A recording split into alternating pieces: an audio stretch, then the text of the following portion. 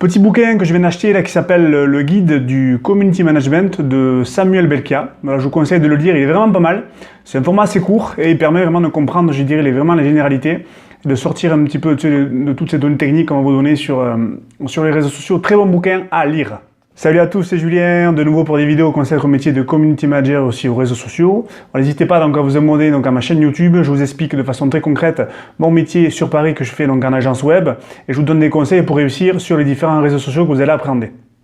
Alors aujourd'hui, je vais répondre à une question qu'on m'a posée aussi sur Facebook, à savoir comment je fais pour trouver des idées récurrentes, un peu créatives pour animer les différents réseaux sociaux que je peux avoir au niveau de mes clients.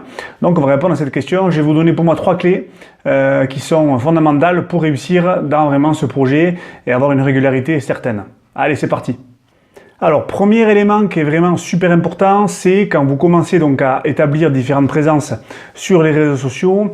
Moi, ce que je fais souvent, c'est que j'établis une liste de temps forts quotidiens. Donc, ça peut être temps fort journalier, ça peut être temps fort à la semaine, temps fort au mois, que vous pouvez recenser à travers votre activité. Voilà, par exemple, si vous êtes un bar, si vous êtes une entreprise qui vend des services, qu'est-ce que vous avez à mettre en avant que vous pourrez raconter après sur les réseaux sociaux? Voilà, quels éléments, à travers quels éléments vous allez pouvoir mettre de l'émotion? Voilà, ça c'est super important. Donc vous pouvez les lister sur une feuille et après vous dire dans quelle mesure je peux peut-être mettre en avant telle thématique ou telle thématique.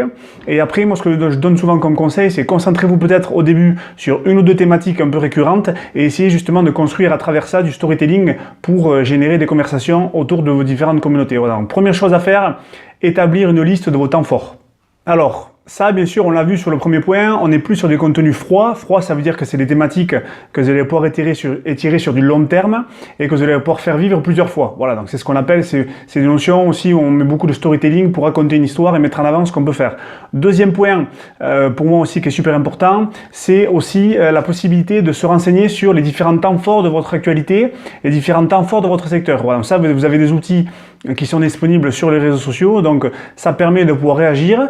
J'ai fait une vidéo que je vous invite à consulter sur notamment tout ce qui touche au newsjacking, voilà, c'est à savoir comment on peut faire pour rebondir sur des événements de l'actualité. Donc là, on est plus sur des contenus qui seront chauds dans le sens où on est vraiment sur des tendances qui seront déjà émergentes et c'est aussi intéressant pour vous de communiquer là-dessus. Exemple très concret, vous voulez rebondir sur notamment en Pâques, vous voulez rebondir sur Noël, vous voulez rebondir sur peut-être un événement en particulier sur votre filière, c'est un moyen de surfer un peu sur cette vague et je vous invite aussi donc en deuxième point à faire une liste de l'ensemble de vos temps forts. Donc l'idéal c'est de le faire peut-être une fois par mois ou au moins d'arriver à avoir quand même quelque chose sur un trimestre pour pouvoir vous organiser parce que vous savez, je l'ai déjà expliqué, la création d'un contenu ça peut être quand même assez long.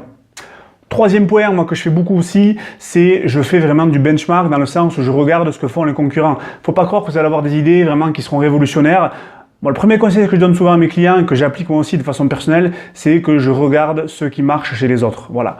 Essayez d'aller voir, peut-être vous avez vu, donc vous avez la possibilité maintenant notamment sur l'ensemble des réseaux sociaux de suivre les gens qui vous intéressent, d'aller peut-être se dire, d'aller regarder au moins une fois par semaine ce qu'ils font et de regarder ce qui fonctionne pas et d'essayer de voir comment vous pouvez le mettre en pratique dans votre business, dans votre entreprise. Voilà. C'est vraiment, encore une fois, ne croyez pas que vous allez de suite avoir des idées qui seront exceptionnelles et je le rappelle, sur les réseaux sociaux, c'est la bataille de l'attention et comment gagner cette bataille de l'attention, c'est un premier exemple qui est très facile, c'est d'aller voir ce que font les concurrents et ce que font bien les concurrents, essayer justement de le retranscrire par rapport à vous.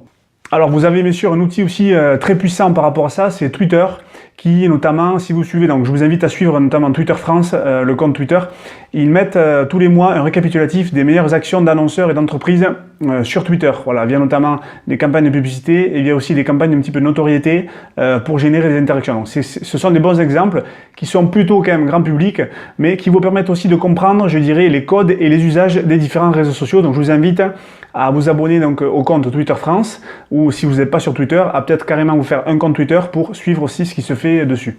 J'espère que cette vidéo vous aura plu, donc je récapitule. Premier point, donc, établir une liste de l'ensemble de vos temps forts où vous pouvez donc justement générer de l'émotion, de l'empathie par rapport à votre business, vous les listez de façon très concrète. Deuxième point, c'est vous vous renseignez sur les temps forts de votre secteur, sur les temps forts de votre business et aussi sur les temps forts peut-être un peu plus larges pour essayer un petit peu d'élargir votre audience.